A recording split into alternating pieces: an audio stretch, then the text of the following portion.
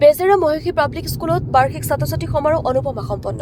কামৰূপ জিলাৰ অন্যতম ব্যক্তিগত খণ্ডৰ ইংৰাজী মাধ্যমৰ শিক্ষা অনুষ্ঠান বেজেৰা খেহানীপাৰাস্থিত মহেশী পাব্লিক স্কুলত দেওবাৰে দিনজোৰা কাৰ্যক্ৰমণিকাৰে সম্পন্ন হয় বছৰেকীয়া ছাত্ৰ-ছাত্ৰী সমাৰোহ অনুপমা।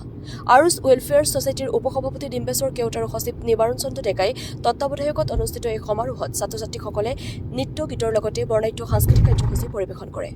ৰাতিপুৱা বিদ্যালয়ৰ পতাকা উত্তোলন কৰে অধ্যক্ষা ৰেশ্মা বৰাই। বন্তি প্ৰজ্বলন কাৰ্যসূচী ৰূপায়ণ কৰে আৰুছ ৱেলফেয়াৰ ছ'চাইটিৰ সদস্যসকলে।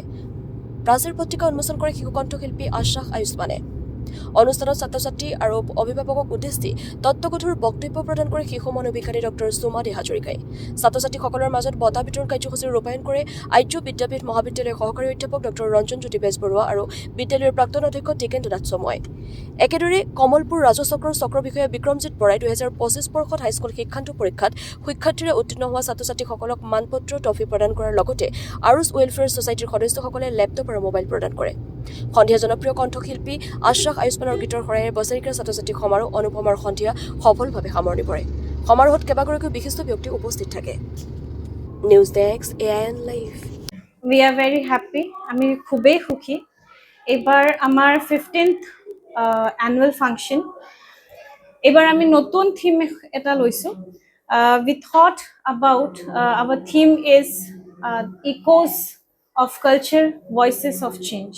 ইয়াতে আমি আমাৰ annual function থ্ৰুৰে ফাৰ্ষ্ট অফ অল আমাৰ ষ্টুডেণ্টছৰ এই গোটেই বছৰৰ তেওঁলোকৰ যিখিনি হাৰ্ড ৱৰ্ক আমি শ্ব'কেছ কৰিব বিচাৰিছোঁ।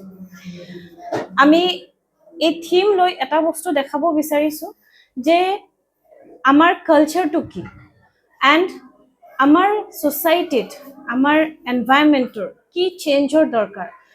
ভইচেছ অফ চেঞ্জ আমি যিহেতু জুবিন গাৰ্গৰ লেণ্ডত আমি থাকোঁ সেইবাবে আমি এটা মটো ৰাখিছোঁ যে থ্ৰু আৱাৰ এনুৱেল ফাংচন আমি কিছু বস্তু এনেকুৱাকৈ দেখাম য'ত আমি চেঞ্জৰ কথা আনিব পাৰোঁ।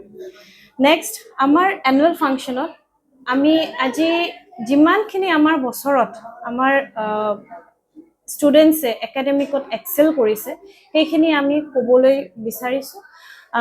মই সুখী যে যোৱা বছৰ জ্ঞানম চৌধুৰী 24-25 বেটছৰ তেওঁ 95.6% লৈ আমাৰ স্কুলত হিষ্ট্ৰী তেওঁ কৰিছে, ৰেকৰ্ড কৰিছে, highest one of the top under 5 বেটছেছ।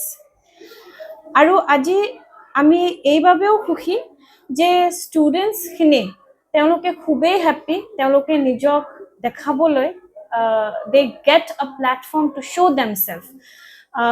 This year, whatever in this year, we are having so many inter-house competitions.